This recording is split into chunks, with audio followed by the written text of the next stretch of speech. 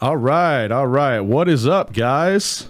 Welcome to episode 2 of the Meathead Motivator podcast, brought to you by AMP Labs. Now, what is AMP? AMP is American-made motivating people. We're American-made products formulated to optimize your lifestyle and motivate you to your fullest potential. We specialize in supplementation, superfoods, and fitness coaching, driven to help you achieve the highest level of performance.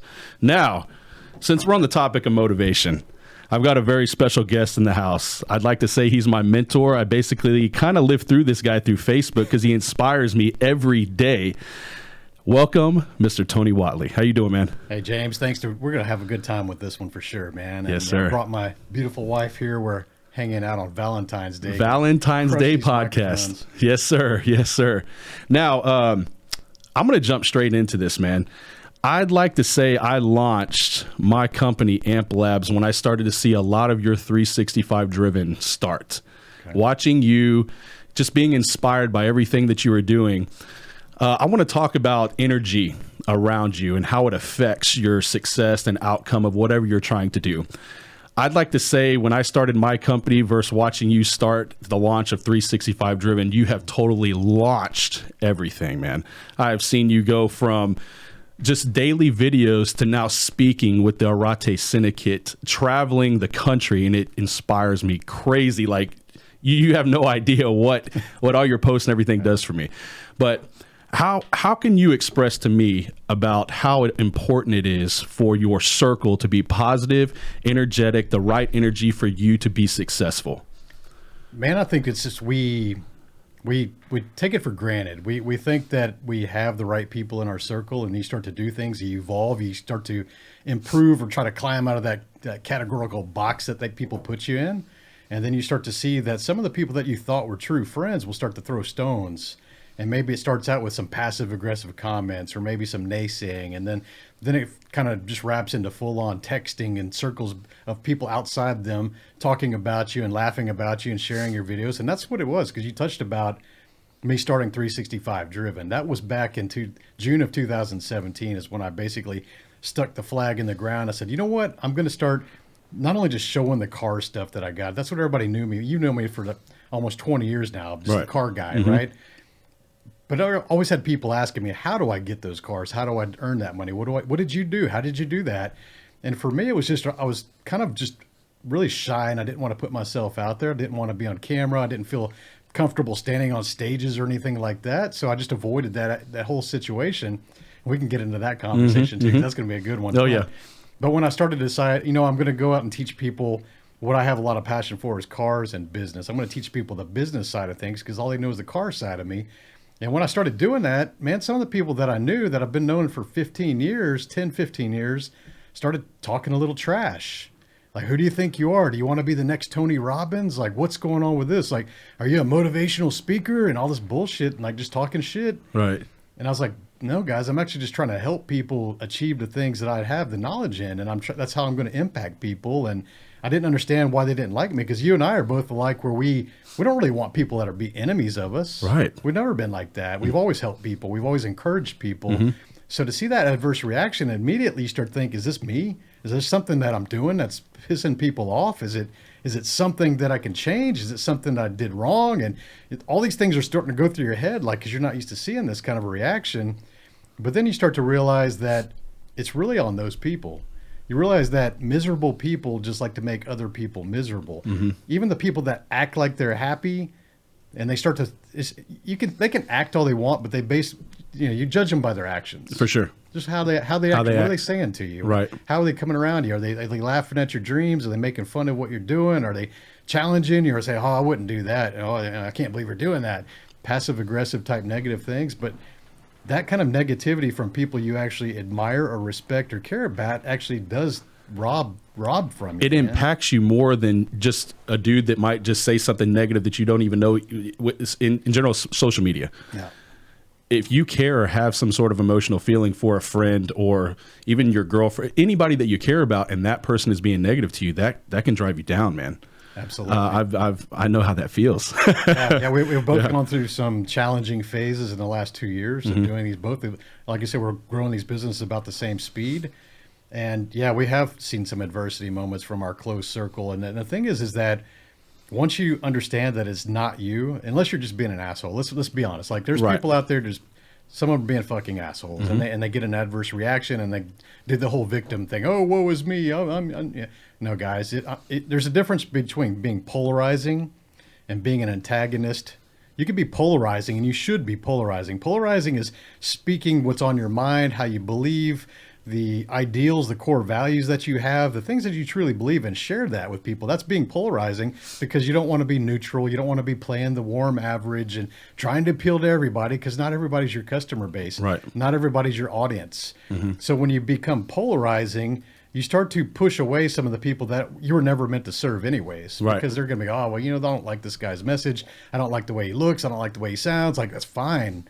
You're not here to make everybody happy. You're here to serve the people that you bring the value to. So when you start to become more polarizing, which was about year one for me, I started to be, I'm tired of just being liked. I want to be loved. I want to have people that support what I'm doing. So I started to put myself out there and jabbing a little bit more with the things I truly believe in. And if people get upset about it, I'm like, I don't give a fuck, because that's the way I believe. And if you want to come at me and argue with me, we can be respectful and have dialogue, but I'm not going to show my ass like you are trying to make a point. So you can answer people with class, respect, even when you disagree. And I think it's fine. You should have people that disagree with you, but it's how you handle it in the wake of other people. So when you got an audience on social media and they're coming to you and they're attacking you based on your ideals, your principles, your core beliefs, and then you blow it back and you kind of give it back to them the same way, it makes you look like a jackknife. It makes you look like, yeah, exactly right. I've learned that over the year with customer service, because I've had some people go, bro, what is this? Why are you selling this stuff for this expensive? It doesn't have this in it. And it's like, well, man, it's not built for that. It's built for this. I actually had I almost got an argument yesterday, but it's like you're saying right now, you really got to know how to express your emotions, especially through your business, because that all in all reflects everything, is the way, what you're trying to do and the business you're trying to build and how you're trying to impact people. So I can relate to that, man. I've been going through that a lot, man. So I mean, be yourself. It's a whole lot easier to be yourself all the time. One of the best compliments anybody can get is like, man, you're just the same in person as you are on your podcast or on your videos or on social media. If they meet you and they feel like they know you already, that's a pretty good indicator that you're being yourself, and there's nothing wrong with that. That's absolutely. We can only be ourselves. That's one thing, what you were just saying. I have a passion, and that's fitness and helping people. I feel happy when I know somebody has reached their goal, learning from my techniques or my motivation or my speaking, whatever it is, however I can help you get to that goal. I have a passion for that. But I also know there's people that don't always like your passion. And those are the people that, like what we were talking about a while ago, that will be the naysayers and talk crap and, oh, that shit's not going to work. Well, hey, if they're getting results and they're improving, just sit your ass over there. Okay. Keep bitching. We'll see how long it takes for you to get where you need to be. But it's all about learning your circle and who is actually there to support and help. And one thing about those naysayers is when that shit does start to happen, guess what? That's just showing you their true colors. Let it go. Man. Let it go. So I've seen a lot of people and talked to a lot of people that actually, instead of cutting the rope, they hold on, and it's actually damaging. It's doing more damage than good. But sometimes it's hard to let go. And I've learned that too. Going back to your full circle and your question about energy, here's the best way to assess the people in your circle. And if you're listening to this, pay attention to this, because this is it. Look at everybody that's around you, whether that's family, your loved ones, your spouse, anybody around them, and ask yourself a really simple question. Is this person bringing me energy, or is this person stealing energy? Right. There's no in between. There's never going to be anybody that's in the middle. Like, I don't know. Are they bothering me, or are they bringing it to me? Let's look at some tangible indicators. When somebody calls your phone and you see their name flash on the screen while it's ringing, do you go, fuck, what do they want now? Or what now? Or do you go, awesome, dude, I can't wait to talk to this person. Let me answer it. Right. That's going to tell you a lot right there. That'll let you know right there. I never even thought about that. That's an energy stealer. If somebody's, and every time you guys have a conversation or interaction with somebody, do you go away from that interaction feeling charged up or refreshed, or do you feel like drained and just fucking miserable after hanging out with that person? Energy stealer. So assess everybody around that. And I get it. Some people are just wired that way. They're not going to change, but it doesn't mean you got to keep them around your proximity. So yeah, you may love them, but you can't save every puppy in the pound either. No. So you just got to create some proximity distance. You have to, if it's going to preserve your energy to be positive and work on things and really make some impact in this world, you have to start surrounding yourself with people that bring you energy. And I'm not talking about people that kiss your ass. That's not the same thing as bringing you energy. It's purely a reaction. That's like an energy thing. And some people just like to steal and take away from you. Just take. They're never given. What you're saying is actually hitting home right now, because over the last year and a half, I'm trying to develop a movement, a team, people that support me like I support you, and having a mutual understanding of what our optimal goal or our endpoint is. And just by you saying that, man, it's really focusing on the people that really truly believe in your movement or your passion to help you reach that goal. Because I'm gonna tell you, man, even though I have the drive like you do with 365 Driven, every person that I have part of my team now inspires me in a different way. They push me in a different way. Some days they're down and it gives me motivation to bring them up, and vice versa. So I like having that type of energy around, and I want more of it. I just want it to expand, man. So that's the way we do it. That's how you build a powerful movement. And so, yeah, if you're wondering how to create some distance between people that are robbing your energy, man, just make shit up. I'm busy, man. I got this thing I got to do, but hey, let's take a rain check. Or, you know, if they want to go hang out or do something, just make shit up, dude, if it has to, because you got to preserve yourself, dude. Some of these people just take and take and take from you. And you know what? Just create some distance, guys. There's a lot of different ways to do that. For sure, man. Now, I know I've been keeping track and watching you, and you also been inspiring me with your fitness, man. I've been watching you pulling these deads. I remember last year you're only pulling, what, 315 maybe? 315. 315. Now you pulled 4 wheels the other day. Was that 4 or 5? I got up 450 now. 450, man. Yeah, dude, that's awesome, man. How, since I'm a fitness guy and you're a straight business car guy, getting involved with fitness, I want to try to reach out to our viewers how we can apply fitness with success. Business. If anybody's trying to start a business or has a passion to start a business, might be into fitness or not into fitness, how can we relate to them on how both of them merge and can actually help you get to where you need to be? Well, first of all, I'm not a rapper, but business and fitness rhyme pretty well. Yeah. And there's a lot of parallels, there's a lot of analogies between those two. And, you know, discipline, we can go one by one. Discipline in the gym. Well, actually, here's my favorite one when I talk about business and fitness. Failure. Good one. Failure is a key word that is very important for both of those. Most people important. Avoid that word. Right. No, most important. We just did a video earlier, and our whole video is go to failure. Go to failure. We're going to failure. and in a fitness capacity, what does that do for you? It makes you grow. You're literally the last set, the last reps of the last set, you're literally supposed to be failing. Yes. And that's what tears the muscle tissue, and it grows back, and you get stronger, and you become bigger, and all these things. So it's not any different in business. It's not, man. Most people think that they see people out there doing things that are successful, and they think that, man, that person just must be cranking grand slams every time they get to the plate. But they don't even realize that the percentage of the batting practice out there is like way off. Like, to give you another example, you know, Major League Baseball, the Hall of Fame batters, you know what their batting average is? Wouldn't even know. 30%. Hall of Fame batters, the best of all time, strike out 10 times. So think about that. Look at your businesses, the things that you've started, the things that we've started, the things, everything. I'm thinking I'm like 9 and 2. It's about the same thing. It's around 20, 30%. Right. But the thing is most people only know us for our greatest achievements. They don't even remember the good second bests. Right. You could have 3 awesome businesses and nobody ever remembers even the second best. Even if it was awesome on its own, they're always going to remember your greatest achievements. So when you start to see these success stories out there on the internet, social media, all these things, and somebody's known for this company as a founder of this and that, and you go, oh, that's awesome, man. They're awesome, they're successful. I wish I could do that. But nobody says, I wish I could have failed 9 times. Nobody. To arrive at that. Nobody. That's the reality. That's the reality. Our right? failure sets every day suck. They hurt. There's pain. But you know what? The next day, I feel great. Yeah. I feel great knowing that I did that. What I don't feel great about is when I quit. Yeah. I don't like that. I will force myself to never do that shit again. You'll always learn more from a failure. Yeah. Always. I mean, just like look at some examples. Like when I say certain name, like tell me the company that comes to your name first. Elon Musk. Tesla. Exactly. That's his best so far, right? He was also the founder of PayPal. I never knew that. See? Yeah.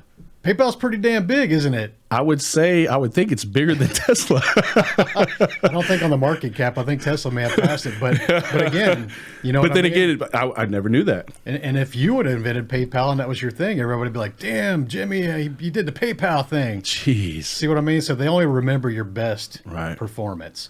It's kind of like if you were a Academy Award-winning actor, and you could have won 10 before, and if you get up there and you won it this year, people would remember that one. Right. Right. So it's always your best example is what people are going to remember. So knowing that, understand that it's okay to fail, because you won't even really dwell on the things that you lost.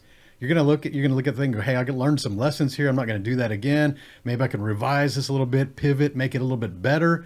But then you just take that and go with it. But you don't really hang out in that pity zone. Like, Right. hey, I lost and learned something from it, lost some money or whatever, lost some friends maybe. But you know what? I'm better for that. The next one's going to be better. For sure. And you got to keep stepping up to the plate. Just, those metaphors are always great, but it's business and fitness failure, man. That's the big thing people try to avoid. If I never pushed myself to failure, I don't think I'd ever set another goal. No. I mean, I have to fail to progress.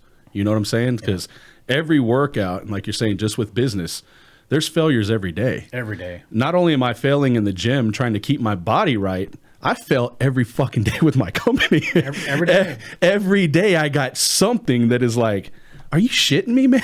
Like, why can't this day just be just so smooth?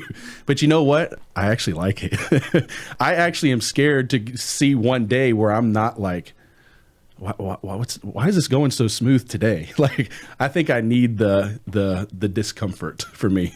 I like the failing every day thing, and I'm going to add to that. So this is you're going to get a good laugh out of this. All right, I got you. Guarantee it. Okay. We don't really fail. We don't really fear failure, because, like you said, we fail at something every day, whether it's relationships or fitness, the diet, driving too fast, driving too slow, whatever. We fail all the time. We know that. What is it that we really fear? It's the fear of what other people think or say about our failures. But nobody likes to admit that. But if you want a good example of that, have you ever been walking down the sidewalk and tripped on something and kicked maybe something and stumbled, almost fell on your face? All the time. What was the first thing you did? I look around and see who watched. Yeah, man. You were so worried about what other people think or say about your failure. Some guys would swing that off as a ghetto walk and be like, "Oh, I got this bad knee, and I walk like this." That I didn't trip. I'm always tripping. Yeah, I'm always tripping. Yeah, when that happens, I automatically go to a cuss word. Yeah, a real loud cuss word. You're a pretty swole dude. Maybe you drop down and do a couple. Push-ups. Yeah. Play it off. Play it off. Like I meant to do that. Yeah, it happens when I fall off the treadmill. I just bust out a couple push-ups. So I never thought of it that way, man. People are hyper aware of criticism or putting themselves into situations they can be judged. Man, this guy here today he's already making me paranoid. Like later on when I get a phone call, I'll be like, oh man, what the fuck does this guy want, man? Again? God dang it, man. Can I just have a nice night? Oh, hey, mom. I love you. Just kidding, mom. Yeah, just kidding. So, man, I see you got the new apparel out. I need to get one of those shirts, man. Yeah, man. Yeah.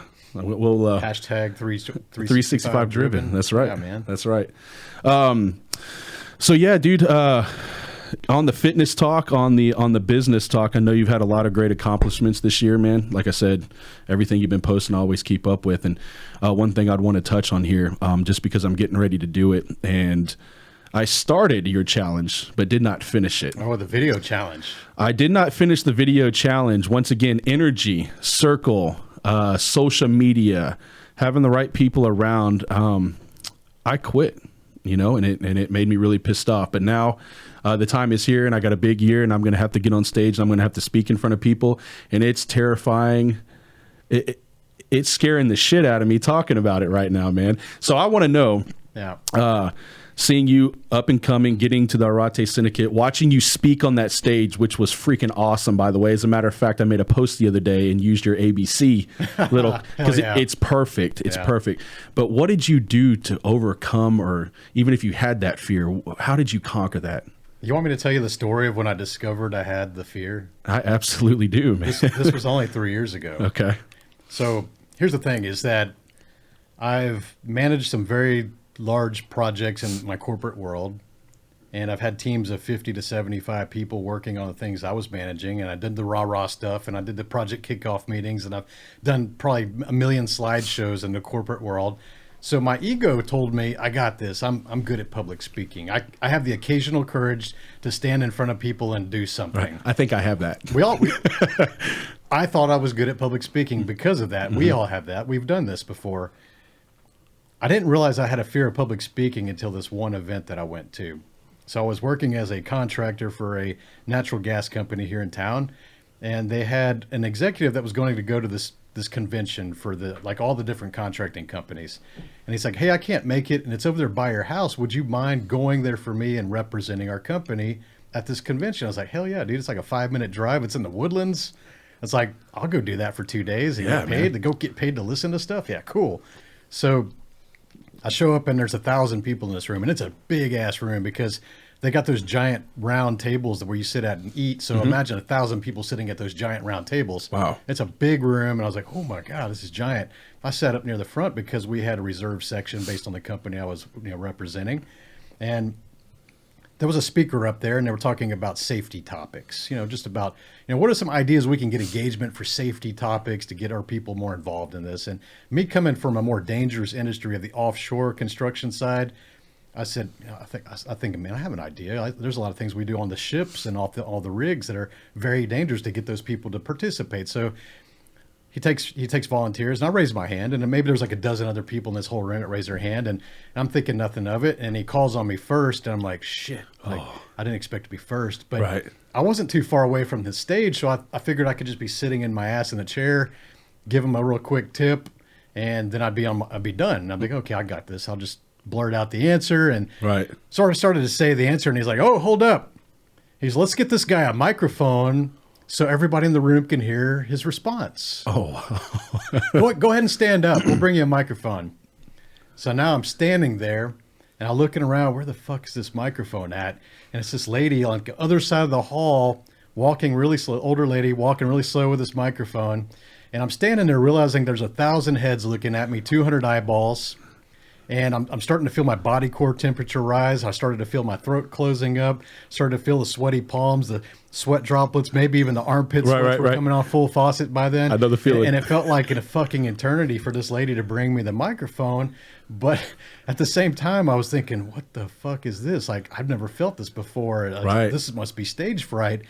And so by the time she gets there, I take that microphone with my sweaty, cold hand and give the answer. And, I'm Tony Whatley. I'm representing this company, and here's my answer. And it was like maybe 30, 40 seconds at the most.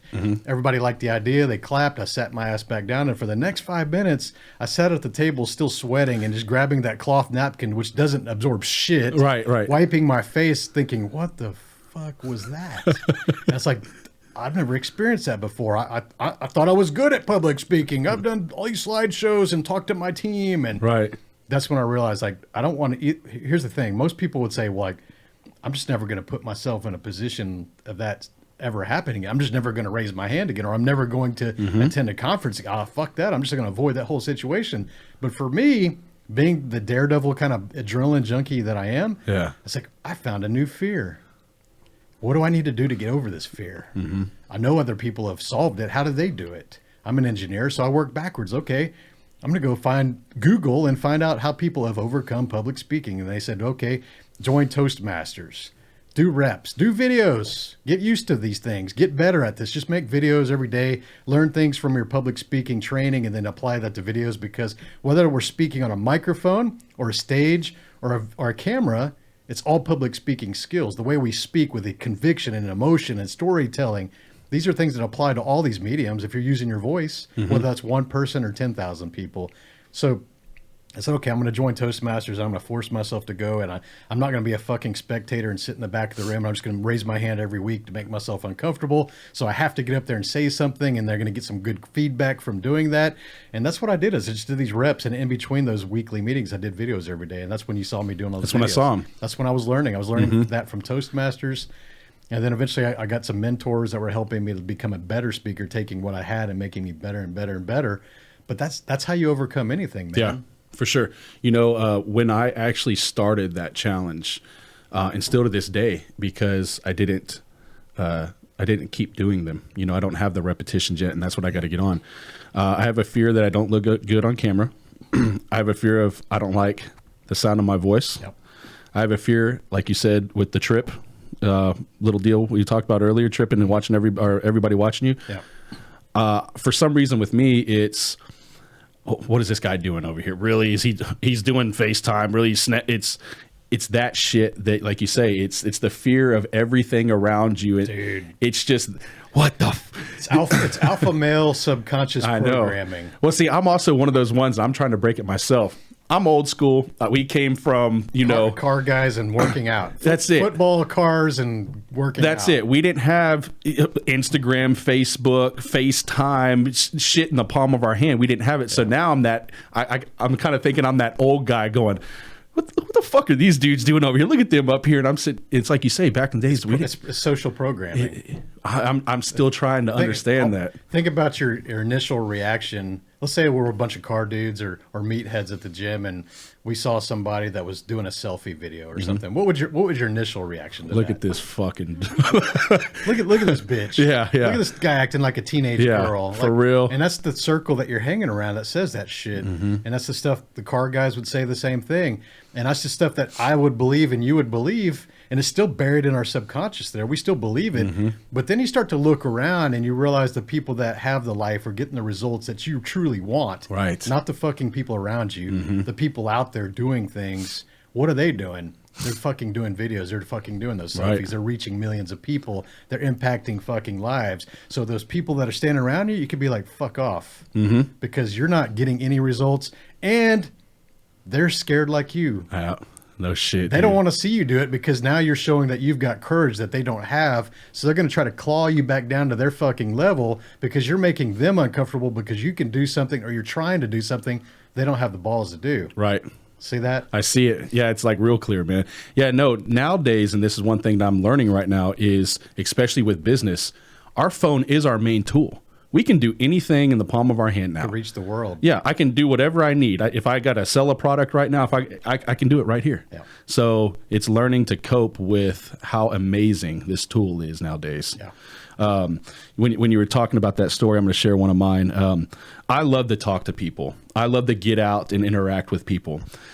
My best friend called me up and said, hey, man, I need you to show up at this time, this date. I need you to speak for me on my behalf because I'm trying to get my class 2, whatever license it is, to drive a 18-wheeler tow truck. I said, no problem. I show up. I'm dressed up. I'm ready, man. And when I got there, it wasn't a lot of people. And I've been in front of a lot of people, and it was okay. This was only about 18 people, and it scared me to death. The least amount of people or a fewer amount of people, I'm getting goosebumps right now thinking about it because I will never forget this moment ever. And it's a jury panel, a legit jury, and all of them are very successful operators, car dealership owners, and they are trying to decide if my best friend should have this license. It's very important. Very important. A lot of gravity. Oh my God, you have no idea. And half the people showed up that he, reached out to. So it even felt like more pressure was on me to do this. And I love my best friend to death. I'll do anything for him. And I knew this was very important for him. So they called upon one girl to stand up first that he was dating at the time who knew of my family history and what I was doing. And it was like, how can I say it? She talked me up, which I appreciated, but at the same time made me more nervous. Yet now you had expectations. Now, yes, now I'm this guy that I have to explain myself to these people. But I remember, and I didn't know this until it was over. When they asked me to speak and they hit record, all this stuff is recorded. The chairman's right here. All the jury panel is shaped like a horseshoe like this. I stood up to address my name and why I was here, and then I slowly sat down and didn't even know it. And I finished my whole speech sitting down like this. And I didn't even know I sat down until after it was done, and I'm shaking. I got the armpit sweats. Yeah. I'm sweating. I'm like, and then one thing too that I could tell my nervousness in my voice. Yeah. Halfway through, shaky voice. And I know he's a good, and I'm like, oh God, they can't hear it, but you hear it. I hear it all here, man. Yeah. And I remember I was like, man, what the hell, dude? I've spoke in front of people, like I've spoke at huge weddings. Like, what the hell happened? But it was just the pressure, and I guess the magnitude of how important this was. And I knew it was so important for him, for me to be there. Man, it made me I bet my blood pressure, man. That's it, dude. So that's a good case. And I'll tell you, most people discover they have the fear. You touched on it. It's either they're speaking at a wedding or a funeral. That's when they first discover, because the importance of that speech. Whatever it is, or someone says, "Hey, man, that your best friend's like died, going to do a eulogy." Like, talk about the gravity of that. It's like that anticipation, like, "Oh my God, I can't fail." And here's how we get over that. You got to quit focusing on yourself. You got to focus on the message. And once you learn the tactics of learning how to speak effectively, whether that's on a microphone, a stage, or a camera, now you can focus on the message they're delivering. Who am I speaking to? How am I helping them? And you don't worry about the way you look, the way you sound, how you're doing things, because you're now those skills that we learn in the public speaking classes, the mechanics, the tactics, they become second nature. It's like learning a new language. If we say, "Hey, you want to go learn German?" You're like, "Fuck, I don't know how to speak German." Right. But if you did it for a year, you would know how to speak it. Now you're focused on your message. You're not worrying about the language itself. Right. So think of public speaking, which, like, again, public speaking is everything. Even one-on-one, this is public speaking. Right.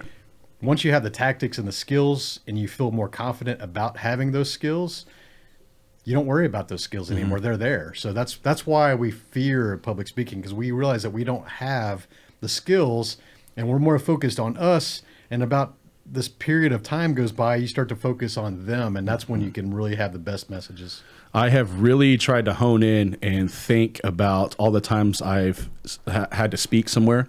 And it's just little things that I've read and watched you discuss about. And one of them is how many times people say, and that's always in my mind now. But I've looked back and I can kind of pinpoint when, wow, that went really well. And the really well ones, I wasn't thinking about anything. I was just flowing. Yeah. And it was coming out smooth, and I was getting the message out. And then other times it's like, for example, the speaking in front of the jury, or I did a video with Raul 2 weeks ago, and we had to do like 4 takes on it. And it was just an introduction. I'm like, man, why can't I get this shit right? Yeah. And it was more, I remember I was like, dang, I don't feel pumped right now. I don't feel like I'm sitting here like, hey, bro, let me see the screen, man. Is this the right lighting? Because, dude, everything that I push out, I want it to be perfect. Yeah. When really I need to kind of take some steps back and go, man, stop worrying about that shit. Like you said, it's all about how can I get this message out to the people, so somebody out there is always watching and learning.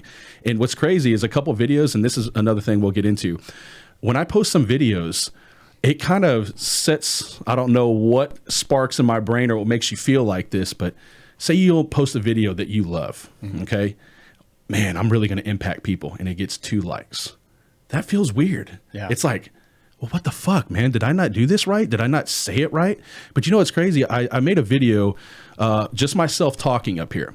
It got like 3 or 4 likes, and I was actually like kind of upset about it. I was like, well, fuck, should I keep doing this shit? Like, am I just this next guy, like you said, oh, look, this fucking dude's just trying to talk and everybody's doing motivation and shit. But I sold a massage chair to the owner of a tanning salon off 529. And when I got there, he goes, dude, you won't believe it, man. That fucking video you posted the other day inspired me so. Dude, I got in the gym and I'm sitting here going in my head, why the fuck didn't you comment? Like, damn, dude. I'm sitting over here like, this shit didn't even work. But hearing that kind of stuff, you never know who you're impacting, man.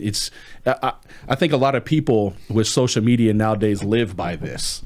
Really sit on there and go, fuck, man, is people liking me or liking my shit, when really you don't even know how many people you're inspiring or impacting outside of social media.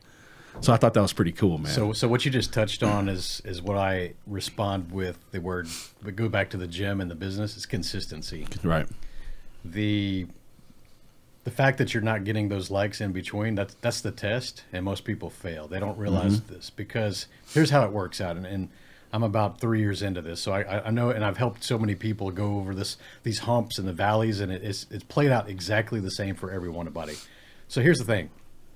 When you first start doing something different, whether that's like one of your clients that they've never really worked out before, and they're working with you, and they're posting pictures of themselves at the gym, their friends are all like, awesome, dude. Keep going, man. You got this. Especially if it's somebody that's trying to lose weight, and they're like, oh, man, we got your back. Like, you got this, dude. And you go in and you're like, oh, dude, awesome. I got a great supporting network. I'm going to crush this. And then about 2 weeks into it, nobody's liking your stuff anymore. If you're making videos or a fitness journey or whatever, starting that business, nobody's liking your shit anymore. Like, well, man, what happened? Where'd all those people go? They were all like 50 responses. The first video I made had 50 responses. Now nobody's doing it. So maybe my message is not, maybe I'm like, do I stink? Like, what's going on? You start have these like negative self-talk going through your head. But here's what's really going on. This is the big picture most people don't understand. Those people are still watching you, but they're watching you in silence.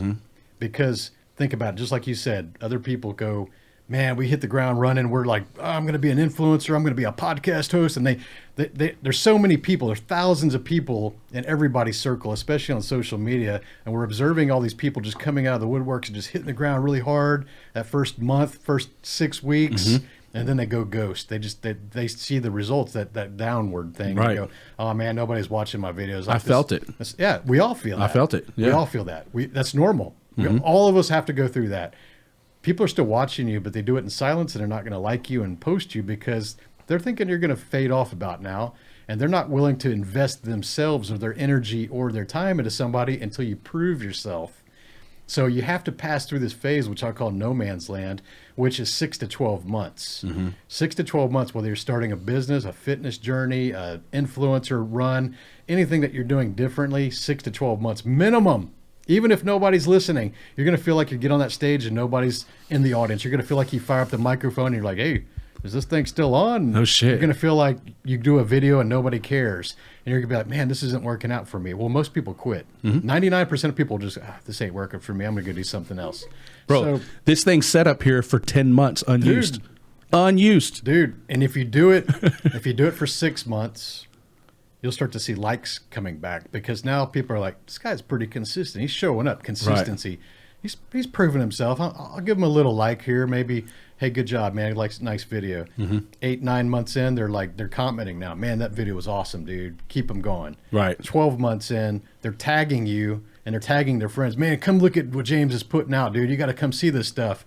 A year and a half in, they're tagging you around the internet. Man, you got to go follow this guy. Like, they're just becoming the people telling like, hey, you got to come listen to this guy's message because you've earned their loyalty. You've earned their trust. You've earned their attention because you didn't quit. Consistency every damn day. Every day, dude. Every day. That's the only way you're going to get there. Not weekends off. You're right. Just make some kind of content. Keep your relevance. The best thing that people can say is, hey, man, when I get on Instagram or when I get on Facebook, I see your face every day. And you'll be like, thanks, man. That's intentional. That's because I'm here and I'm always going to be here. And when you can do that, guys, consistency is free. Right. It doesn't cost you any money. It's crazy you say that because I've been ups and downs, but tried to stay as consistent as possible with being irrelevant or just being apparent. Not necessarily just posting the same things, but just keeping me out there. Yeah. And with what you're saying, there's 2 guys I've never met personally, but they share my videos every time I post them. Awesome. And I always give them a like. I always say, dude, thanks, bro. Yep. And I don't even know who you are. Yeah.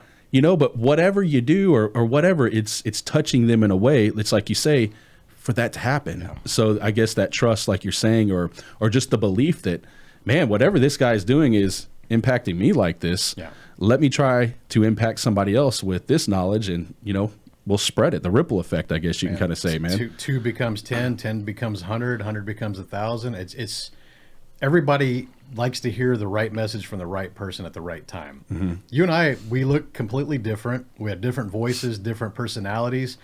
We could literally read a script. You and I could read word for word a script the way we read it to the same audience. Half of them will like you, half of them will like me. So that kind of goes back to the naysaying, well, man, I'm just not good enough.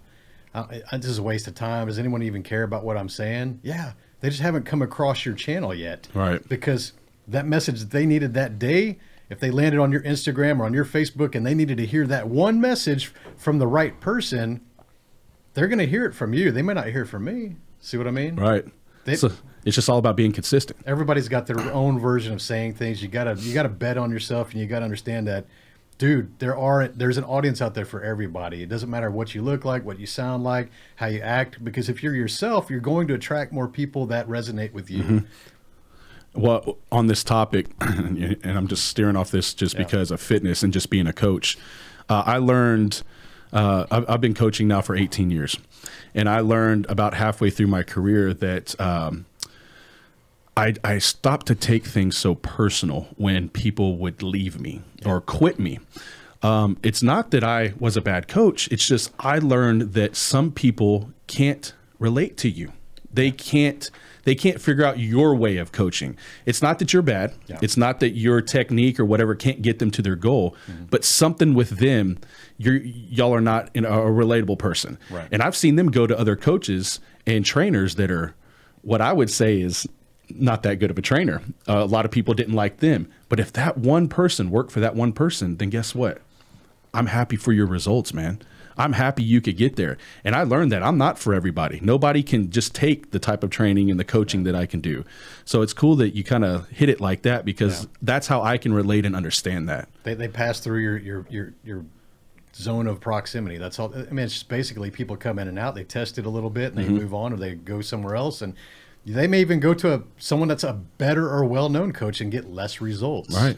See, so everybody's got to go try something. So if you're listening to this, understand that you do have a message and you got to get it out there, and you got to bet on yourself, because nobody else is going to be out there. You have an audience waiting for you. You just got to get to. I haven't heard of one man yet that has inspired every individual. No, hell no. I mean, let's just be real. Dude, think about some of the greatest philosophers and people that have created some major legacies in this world.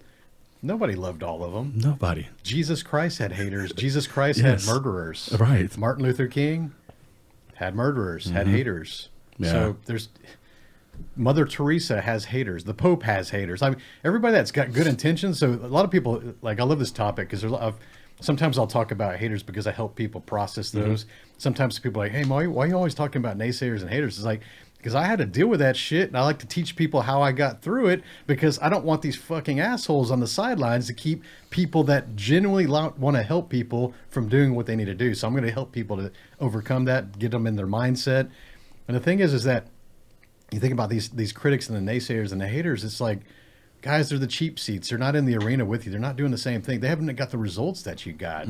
Like, nobody like disparages other people that have done things better than them. It's like, they're going to sit in the bleachers, man. You know, the man of the arena speech, one of my favorite ones, you know, Theodore Roosevelt. So it's don't pay attention to that. But the thing is, don't be prideful of yourself because you don't have haters. Right. That's equally ignorant. If you go, well, I don't have any haters. I ain't got no naysayers. You know what that means? You know what that means. Yeah. What does that mean? You ain't doing your shit right. Nobody knows who the fuck you are. You're not. Yeah, exactly. If you're not getting any attention or not doing anything worth noticing, or you're obscure, of course you're going to have no haters. When you start to get haters, that's an indicator that you're actually starting to be doing something worth noticing. Right. So I always tell people that fear of the unknown thing, like, well, I don't want to go out there and like make people mad and get haters. Like, no, if you have a purpose, if you have something that you need to be doing, you should go look for haters, because that means you're finally getting your message right. You're finally loud enough to get somebody's attention that the haters are going to show up. And I'm going to tell you, it's about 1% of the people that find you are going to be haters. And I want you to expect that now, because when I say that to expect haters, they're no longer the fear of the unknown, because now they're the expected. Right. See? So quit fearing the unknown. Yeah, the naysayer stuff, you know, always like you say, the naysayers and just the negativity. I've had a lot of that with just my inner circle. Yeah. And that's one of the hardest things in general. If it's a fitness goal or a success goal, it's that circle, man. I'll never forget this, man. I don't like to get, you know, too into depth with personal stuff, but I'm gonna let this out right now. You know, I was raised in a very successful family, and very fortunate. I've watched, you know, my mom literally sleep on a cot in a 500 square foot building, and even before that, ride with her to Southern Floral just to buy flowers and make an arrangement just to deliver to a funeral home, to watch 18 years later she does the president's funerals. It's freaking awesome. But I'll never forget this time. I will help anybody that ever needs it. That's just how I've always been, especially the people I care about. And I remember this friend I really cared about. He asked for a large amount of money, and no problem, man. Cool. And I lent it to him. Well, it just started to wash off, and I felt myself trying to run him down, just like, hey, dude, what's up, man? Like, we're boys, I got you. Oh, man, I don't have it, blah, blah, blah. And then we actually parted ways and never spoke again. And I mean, we were friends for 5-6 years. And I mean, when I say we were close, we were close. But he made a comment to me and he said, you know what, man? I wasn't raised or fortunate like you, man. I don't have that type of money. Shit. So I can't pay you back because you have that, man. And I was like, what? Like, it stung me so bad.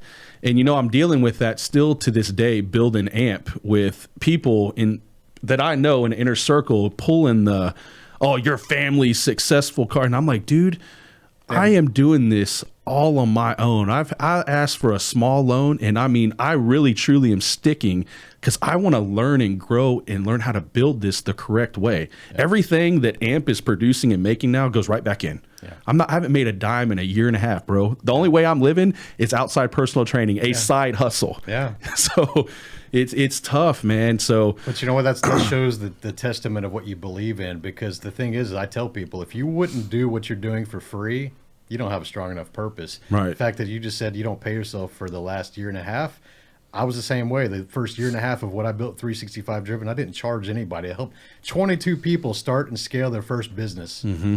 $0 because I was lining up my process. I was gaining confidence. I was gaining more skills and becoming a better coach. And it's like, I'm not going to charge until I'm confident enough to do this. Right.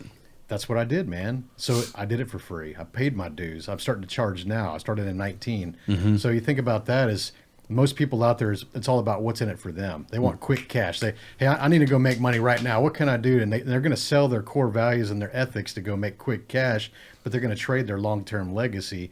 So if that's you, don't think about yourself. Think about how you can impact other people. That's when you start to get paid, man. Yeah. It ain't about you. It really is, man. And that's one thing I'm trying to learn because being such a generous guy, I hand out product like I'm a multi-gazillionaire. Right. Oh, man, here you go. When really I got to be pushing that product, you know? But it's like you say, man, I want everybody to understand what I'm trying to do so bad that, dude, come on, man, just rep it, man. Come on, rep this, man. Here you go. Here's product. Try it. Just let me know. I don't care if you hate it. I don't care if it sucks. Tell me. I want to change. I want to know how to be better. How can I provide a product for you that caters to all of your needs? That's what I want to learn how to do. So tell me, that's how I want, that's how you grow. That's how you grow is learning from that, getting the feedback. So yeah, the whole the backstory can definitely bite you some. And it's like, we hear it all the time, if you have money or had money, nobody gives a fuck about your problems. No. They really don't. And we all have the same problems, so it's like, people just don't care. No. They think, he had a good family, or, Tony made millions of dollars. Like, I don't give a fuck about his problems. I got problems. Mm-hmm. So it is harder once you've established yourself or put yourself out there, have a backstory like that to overcome that. But you know what? That just makes you better. Mm-hmm. It just makes you tougher because you don't have to rely on those people. And I hate that, people, if anybody's listening to this and they see somebody that's wealthy, driving a nice car, living in a gated community, and they say shit like must be nice, that's a fixed ass mindset. Mm-hmm. And when you have that mindset, you're never going to be successful. I'm going to repeat that. If you have that mindset of other people's being successful and you say must be nice, or that's easy for you to say, you're never going to be successful. Ever. Never, ever. Yep. You're mentally blocked from becoming successful. You have a fear of success because your subconscious programming from your teachers, your parents, your friends, you've learned that wealth is a reaction to something negative. So if you want to ask yourself what your natural reaction is, kind of like we talked about the selfie thing, and what was your natural reaction? If you ask yourself this one simple question, wealthy people are blank. And if you truly ask yourself what your reaction is at, if you say wealthy people are greedy, wealthy people are assholes, wealthy people are snobs, and those negative kind of connotations around that, that's a fixed mindset of subconscious programming that you're going to have to unwind, or you're never going to be successful, ever. And even if you become successful, you're going to fucking lose it all because you have that negative mindset around money. Your relationship with money's broken. Mm-hmm. You probably learned this from your parents. Most people did. So if you look at someone that says wealthy people are inspirational, wealthy people are someone I aspire to be, wealthy people are more knowledgeable, wealthy people are intelligent, now you're going to be having the right mindset to be like, I want to be wealthy because I want to be intelligent. I'm going to be wealthy because I want to be successful.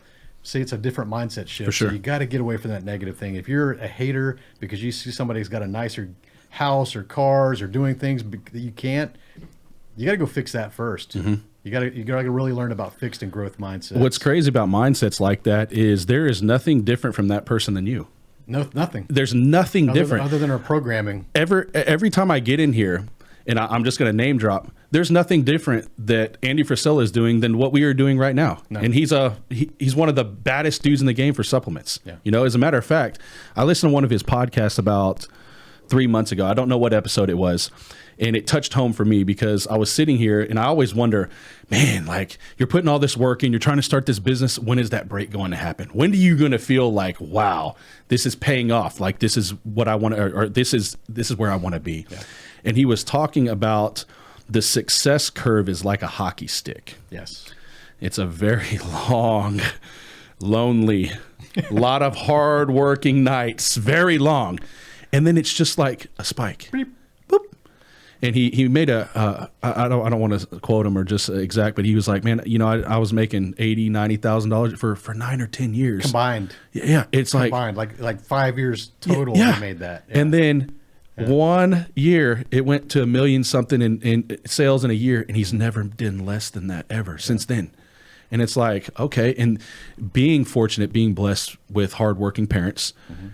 Sitting and watching my mom's company just blossom and grow from our kitchen table, 500 square foot, to a warehouse, and now 7 or 8 locations around the country. But we're 20 years in. Yeah, I got to see and witness that and saw, you know, I got to see what type of work was put in. And also, too, I had to learn this. And now that I'm older and wiser and she teaches me, she's another mentor for myself. There was a lot of lonely nights, man. Oh, yeah. You know, I like to say family is my friends because I grew up with my friends. My mom was working. She worked every day, all night, didn't take a paycheck for 8 years, just did what she needed to do to support us and killed it. And now, like I said, it's just amazing to see those types of accomplishments off flowers. Yeah. You know, so it's crazy, man. It's super crazy. It's fortunate you got to have that. You know, I mean, I guess I saw the different level of hard work. My parents both blue collar. My mom cafeteria lady in the high school, and dad worked in the chemical refineries after the military. So we definitely saw the value of hard work, but it was always work hard, but not work easier. It was never like, let's figure out how to scale this. It was always like, there's a means to an end type thing, right? And so I realized that if I wanted to go make money, I needed to either trade more hours for dollars, which is the employee mindset. That's what I grew up with. Parents still have that. I'll still go visit my parents. I might go see them this weekend, and my mom will ask, hey, are you still looking for jobs? Just because them, like, to not have a job is like the scariest thing ever. And I can remember that because I remember growing up and seeing my dad working these contract jobs in the chemical plants, and he'd get laid off once in a while. You know, project was over or a downturn or whatever. And I just remember like avoiding him completely, like most of the evenings anyways, because he always came home in a sour mood because of his job. And I just remember whenever he didn't have a job, you just avoided him. And I just remember thinking as a young kid, is that how it is? Is that what I have to look forward to? Is like, if I don't have a job, I'm supposed to be fucking miserable and like angry at people? And is this what a man does? And no, it really seeing that is like, I don't want to be like that. I really don't want to be like that. I want to make sure that I'm changing and not trying to be like that. How do I put myself in different situations to avoid that situation? Right. At what point in your life did that light bulb just turn on and say, you know what, I want to start something. I have a passion. I believe it was LS1 Tech, wasn't it? Or was there something before that?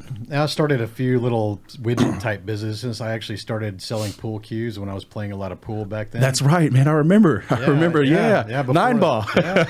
That's right. I started selling pool cues. I got to know a couple manufacturers, and they would give me free inventory to go pedal at the events and play tournaments with. And I'd make a couple $100 extra, and I didn't have to buy inventory. I'd just take the cues back that I didn't sell. And that was a cool relationship. And I said, okay, man, if I could just scale this, that would be pretty cool. But how many tournaments can I really go to? This is kind of a pain in the ass, right? Right. And so after that, I said, okay, I'm going to build these little widgets with the LS1s. You know, I made the little knockout box that removed the knock sensor. You know, in the early. Before, this is all before LS1. This is 98, 99. I started LS1 Tech in 2001 only because the platform that we were all hanging on was a shitty one and it wasn't working very well. Well, I just made a better version of that. Right. And it blew up because we treated people like customers and we did things the right way, ran it like a legit business. Imagine that, right? Instead of just trying to pocket the money and like just not taking care of things. So yeah, that's where all the money really came into. And I learned a lot of different things about that, about scaling companies and being the right leader, being a servant leader, treating even the people who are getting the benefits for free as customers, because things like this podcast, things like LS1 Tech visitors, they were getting this for free. You remember, you got to use it for free all the time, but I still treated you like a customer. Yep. Some people can't have that. They don't have that connection. They think, well, fuck these people. They're not paying me, so I'm just going to treat them like third-class citizens. Yeah, it was free for us to use while I'm out there making money street racing. Yeah, and so me understanding that audience has leverage. If I can build this audience by doing giveaways, by having racing events, building a strong community, if I can have 10,000 people showing up to this thing, I can attract advertising and just monetize it on the back end. So podcasting is a very similar business model, but there's a lot of people that think like, well, I'm just going to start monetizing people right away because I want the money right now. So, and they never become successful. Imagine that. That's not cool. No. That's not cool when it started. I still remember we were on there forever. And I still remember, I think I can still vision it when I would get on the page. All the little short little rectangle advertisements, I think we're on the right column or right side when you went on the page. There was 150 of those. 150. I remember MTI. What can I spend money on? Yeah. And I actually built MTI's website. So you spent money through something I created. I had side hustles within side hustles. Do you still talk to Jason? No, I don't. He'll like and every now and then on Facebook, I'm like, oh, cool. He's still around, but I don't even know I don't even know what's going on. Yeah, with that. they started another shop, I think, on the east side of town. So, okay. Yeah. Yeah, man, I miss the car days, man. Yeah. I'm going to get back into it. I'm waiting to see. I'm waiting to see what the new C8 is going to look like in person. I'm not sold on it with the photos yet. So we left the car scene about 3 years ago. Yeah. To be honest, it was a different group than the LS1 Tech. The LS1 Tech guys have all the love for those guys because we built that community. They knew the core values and the culture that we created. Right. And the drag racing scene and all that, it was great.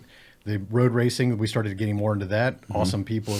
They actually, think about the difference between drag racing and road racing. Road racing people are kind of like the golf course people. They have more money, nicer cars. They're executive level. They, if you gotta have a few $100 extra $1,000 to go blow on stuff to go do that. It got expensive. It's an expensive hobby. I mean, when you're out there burning a $1,500 set of tires in one weekend, like it's an expensive hobby. Very expensive. So it's a different type of people, but very good, very motivational, very growth-minded people that are encouraging. So I like both of those groups. But then we got into that roll racing thing, man. Dude, it's not the same people. We ran into a lot of people. You've seen the scene. It was ego driven. A lot of them didn't have a lot of notoriety or knowledge around cars. Like you and I can grab wrenches and work on shit. Right. We enjoy cars. We love cars. A lot of people I started to find in that scene were buying cars as a status symbol. Right. Didn't know fuck all about cars.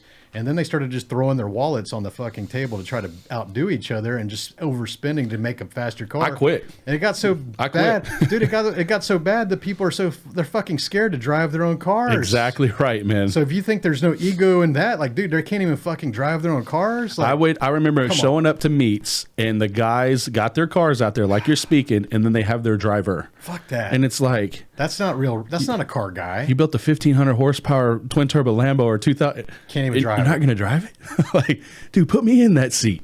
Shit. So we started to see that, and it's like, dude, this is not the spirit of motorsports, of just people outspending each other.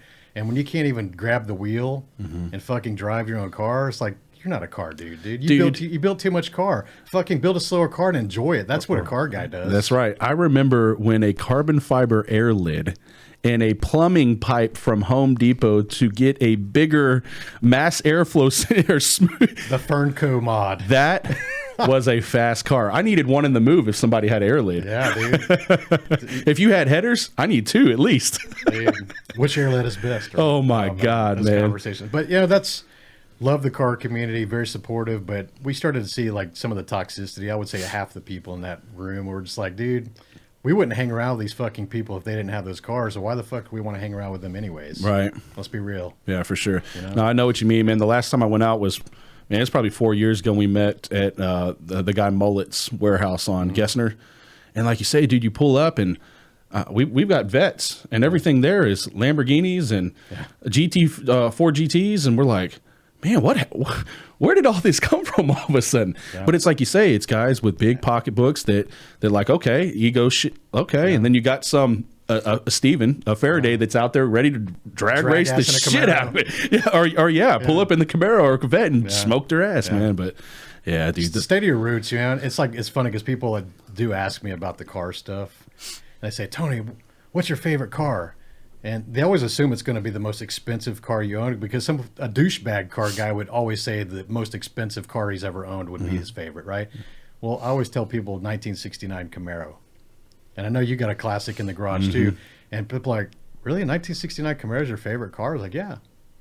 It's like, I don't care what the fuck I can afford or own or whatever I'm going to I could have the best fucking cars in the world, but I'm going to say that my 1969 Camaros are always my favorite. And that's me being me. Right. It's not catering to the badge or the coolest thing of the time, or you know, or trying to big dick people. Right. I know what I like. It's funny you say that. I haven't owned a lot of cars, but I've had a couple vets. I've had my Camaro. I've got a 62 Ford in the garage. I love that Ford. I love it to death.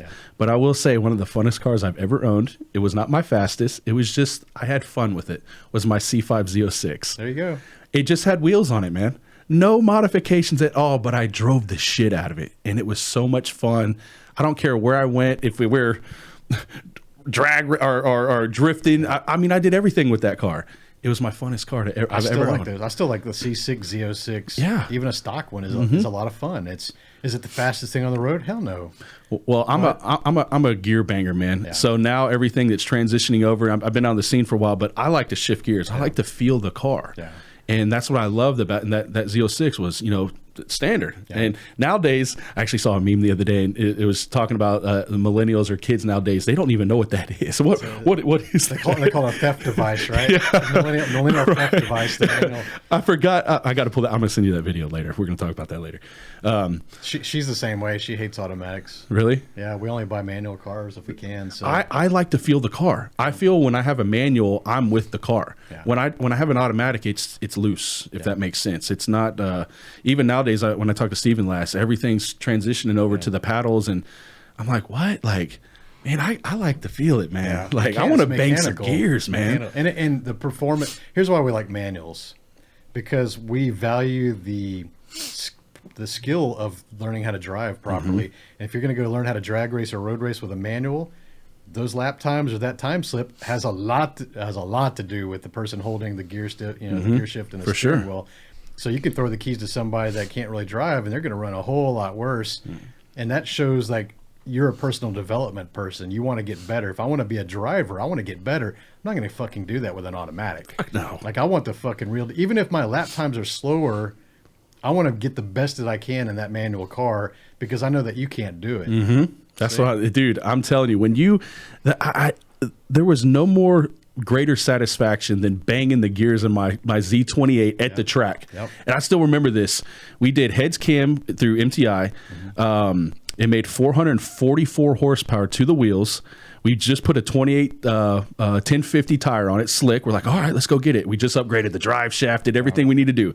And I remember Mike Pabone was behind me, and Josh put a line lock on it for me. So I mean, I'm just bah. And man, dude, when I sidestepped and let the clutch, I mean, I just literally stuck my left foot over to the side. I didn't even let it out. I just remember not seeing the damn track. I was like, oh, but it didn't have enough torque to keep it going. It literally went boop and then fell on its face and then picked up. And I remember Mike, he's right behind me, he goes, bro, I saw your whole hood. And I was like, wasn't it fucking awesome? And I remember Josh was videotaping it. And when I say videotaping it, guys, this was before phones. So we actually have a camcorder out there on this. I've got it still saved. But I floppy disk in the side? Oh, yeah. Dude, Josh's camcorder, man. I mean, he's out there. And I remember whenever I sidestepped the clutch, man, the rim shot straight down and actually touches the ground through the slick. It shocked the tires so hard, man. I'm like, dude, the tires are wrinkling.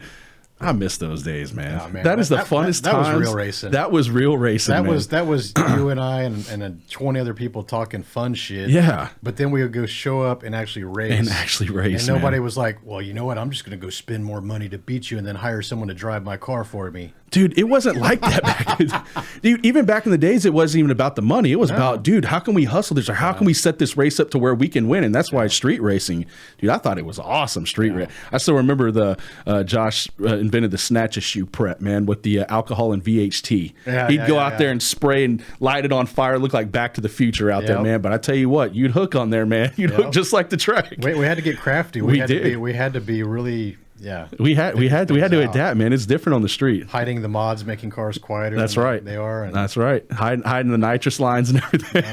Yeah, my formula back then, it looked stock when I put the stock wheels on it, and 10-second car, and it was quiet. It was, dude. I remember, man. Yeah, your car sounded stock, man. Yeah.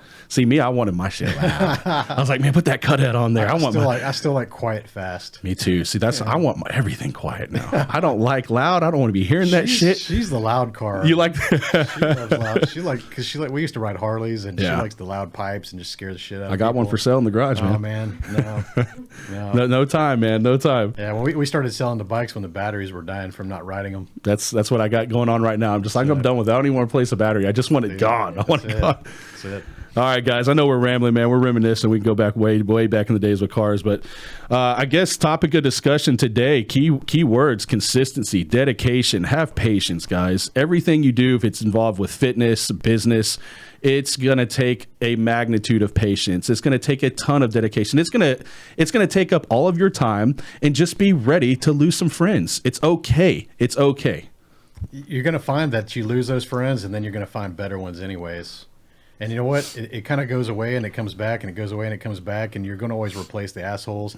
And don't ever feel bad. Like you talked about, like when people leave your circle or they show you who they truly are, don't ever feel bad about that, because it's a blessing in disguise. Think about this, the worst thing you could have is somebody's fake as fuck hanging around with you. True. So when they show you who they truly are, like, be thankful and be grateful for that moment, because now you can move on. I totally agree with that. And once again, I'm coping with that as we speak. We all are. I think we always have people in those situations. I think it's okay to shed people. Some people just don't get comfortable climbing with you. They get a certain level and they think that they're your equal peers, and you start to climb or want more, and they're thinking, why the fuck does this guy want more? You know, why can't he just be happy where we're at? We're on the same plateau. Why does this guy want more? And then you start climbing, they're like, fuck that guy. And they start trying to drag you down to that plateau, and you climb to the next plateau, and then you hang out there for a little while, and you start wanting to climb, and that group of people, some of them will drop out too. So understand that this is going to happen for the rest of your life. For sure. It's a normal cycle. For sure. I think if it doesn't happen, the cycle. That's terrible. Yeah, that's what I was about to say. That means you're the same fucking person. I was about to say year after year after year. Right. Yeah. You're just not doing a fucking thing for yourself, man. Maybe you're the fucking dead weight. I was about to just say, maybe that's you. Like, damn, man, look in the mirror, man. Maybe your friends are looking at your name on the phone going, damn. Damn. Yeah, right. Yeah. Fuck, man. Jimmy's calling me this motherfucker here. He still owes me $20. Yeah, that motherfucker still owes me $20, man. All right, guys, man. Tony, thank you so much for your time, man, coming out, sharing with us. I know you gave a whole bunch of inspiring messages today, so really enjoy you being on the show. Look forward to our next show, man, and we'll keep it banging, man. Yeah, man. Thank you, sir. Yeah.